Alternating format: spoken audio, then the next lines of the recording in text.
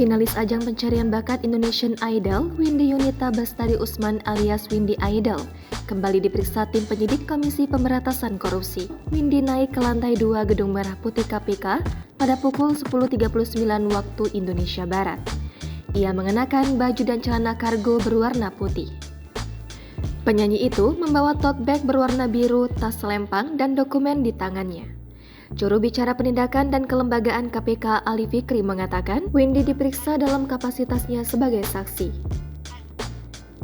Selain Windy, KPK juga memanggil istri tersangka perantara suap Hasbi Hasan, Dadan Triyudianto, yang bernama Riris Rizka Diana. Berdasarkan penelusuran di surat tuntutan Hakim Agung Ghazal Basaleh, dalam daftar bukti terdapat nota pembelaan valuta asing atau falas atas nama Riris Rizka Diana. Ia tercatat berulang kali menukar uang dolar Singapura ke pecahan rupiah di dolar Asia Money Changer, Jalan Melawai Raya, Jakarta Selatan. Selain itu, KPK juga memanggil Kepala Subbagian Kepegawaian Kepaniteraan Mahkamah Agung, Andika Rahman, sebagai saksi. Meski demikian, KPK belum menjelaskan lebih lanjut mengenai materi pemeriksaan para saksi tersebut. Windy sebelumnya telah diperiksa sebagai saksi pada 29 Mei lalu.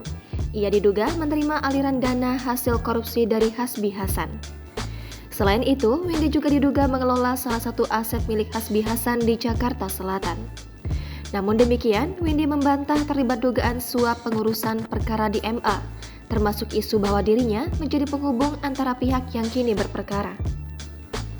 Meski mengaku kesal dengan Hasbi Hasan, ia mengklaim tidak mengenali para tersangka dalam kasus ini.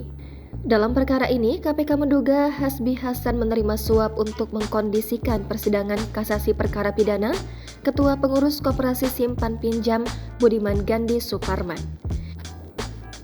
Suap diberikan oleh debitur KSP Inti Dana Haryanto Tanaka sebesar 11,2 miliar rupiah melalui 7 kali transfer kepada Dadan sebagai perantara suap. KPK kemudian menduga Hasbi menerima bagian 3 miliar rupiah. Jangan lupa subscribe, share, komen, dan like ya!